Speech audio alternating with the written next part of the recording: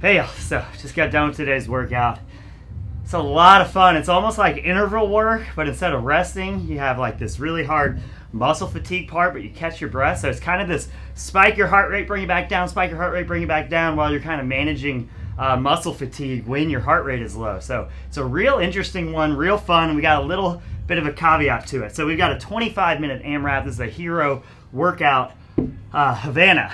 So, oops, so put the little asterisk here. So the little asterisk is we're going to change it from Havana into something a little more particular here. So we'll talk about it. We've got 150 double unders, 50 push-ups, 15 power cleans. You see the little asterisk here? What we're going to say is minimum of sets of 5. Okay, so typically in a long workout like this, when we're working at about 55% of a max, the best way to go at stuff like this is gonna be singles. And just you can manage your heart rate a lot better. You don't have to control the barbell on the way down, so you can limit muscle fatigue. You'd actually probably get more reps and rounds in if you went singles. So we're actually taking that out of the possibility today. We're making the rule you have to link at least 5 of these together, meaning your sets will probably be something like 5-5-5, most likely, maybe 8 and 7, or if you're just an absolute beast, games level, elite, best in the world, maybe you're looking at Unbroken on this one, but I don't think that's going to be the case in a long workout like this. So we've got 150 double unders. For all of these things, I'll throw up scaling and at-home variations on the description here and on the workout blog. But 150 double unders. This should be kind of at whatever your max set is. So if your max set of double unders is 50 to 100, go ahead and use that number. It's okay to overreach maybe a little bit and say if your best set of double unders is 50, maybe cut this in half and go 75. What we're also going to do is we can change this into single unders. The main thing we want is it kind of depends on your jump rope level, and we don't want you just messing up over and over and over again. I messed up a ton today, and I've got I can do a lot of double unders in a row, so 150 is not the most fun thing to do, but usually that Unbroken is not a problem. And I just so much fatigue coming out of the clean, so much dizziness that I really struggled on the double unders today. So let's use something in your wheelhouse, something that's okay to mess up a few times, but something that can keep you moving. And really we want, the only reason you're not just continuing to move steady is more kind of cardio and your metabolic conditioning and not your jump rope skill. So keep that in mind as you're trying to choose. We're going to go double unders, or we're going to use single unders, or we're going to cut the numbers down, or we're going to stick with it and grind it out. And again, if you're someone who's got 50 to 100 double unders, today's not the day to try and whip out 150 every round, because that's going to limit you on this workout. So let's cut that number to about what your max set is, maybe a little above. And if you're not great at double unders, let's use the opportunity. Let's take 5 attempts at double unders, and then finish the rest of the 150 just with single unders. So wherever you get, finish it with singles. Push-ups are going to be the same thing. So a big part of this whole workout is going to be choosing the scaling and getting your reps correctly. So we should be using a number that's about at a max set, if under. The best in the gym can do more than 50 push-ups in a row, and even for those people, this 50 number over and over and over again is going to be really difficult. So let's replace this number with whatever your max set is.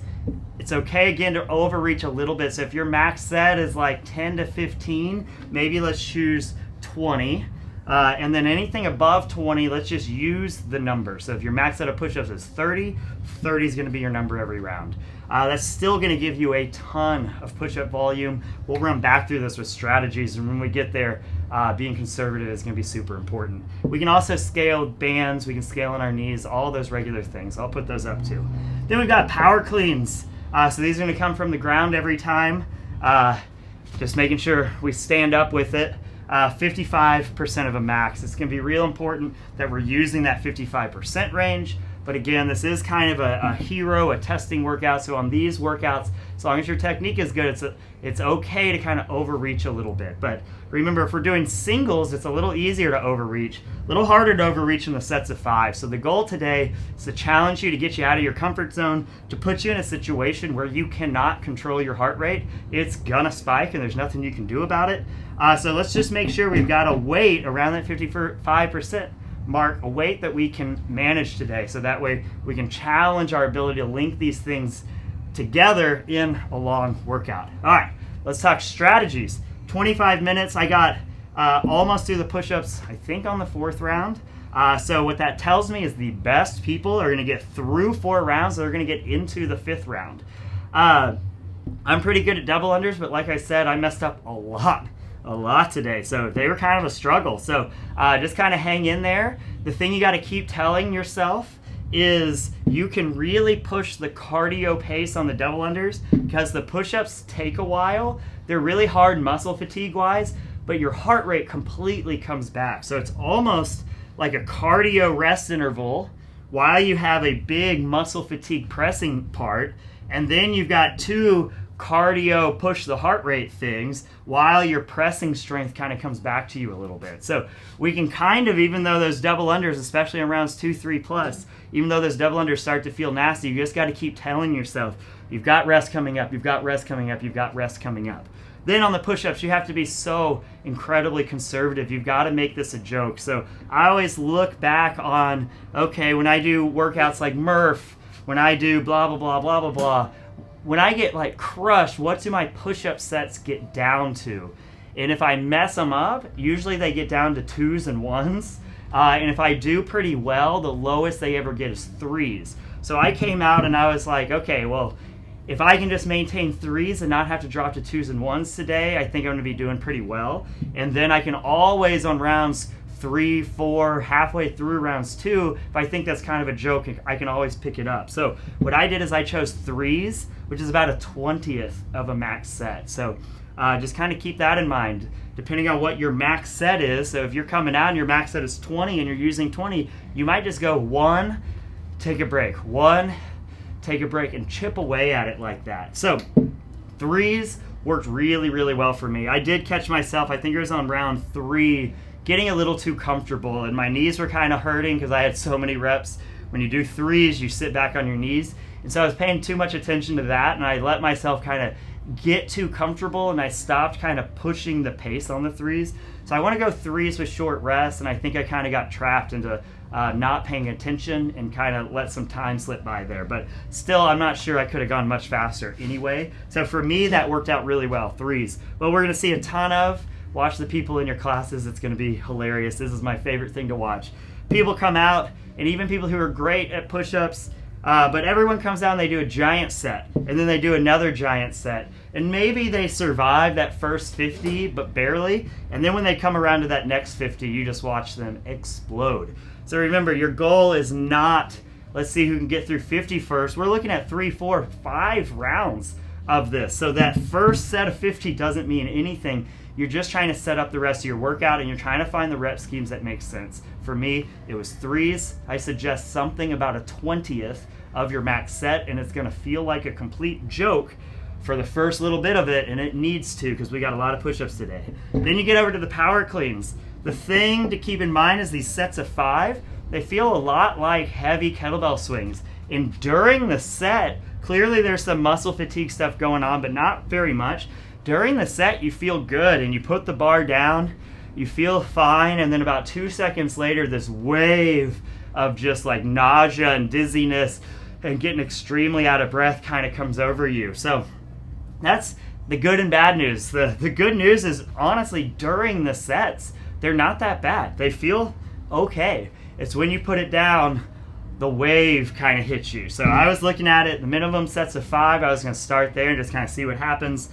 So 3 sets, and I know when I've got 3 sets, I know the last one's going to take care of itself, so I don't really need to worry about that. It's just getting those first 2 in. If I get the first 2 in, I'm home free. So it was just do a set, try and make those reps look good, utilize the technique. Today's the day to work on technique, out of breath, getting dizzy, those types of things. In between sets, it was just trying to get it back under control, get myself ready for another set.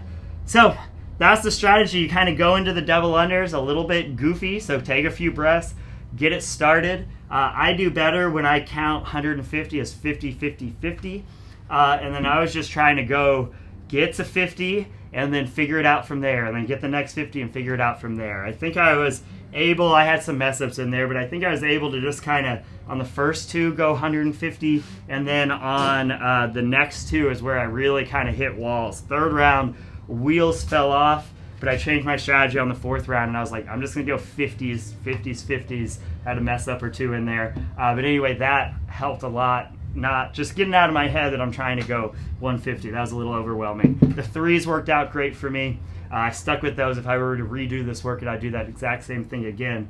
5, 5, 5, and it's just a matter of you got to just get your hands back on that bar. Not much you can do. There's no getting around it. You're going to get dizzy from it. You're going to be okay. That's the point of this workout. So 25 minutes, just make it look good. Chip away, just one thing at a time. Stay within yourself. It's not about the first round. It's about setting up and learning from the first round how you can kind of chip away on the next upcoming rounds. Enjoy it. Have you ever felt? Are you listening? Damn.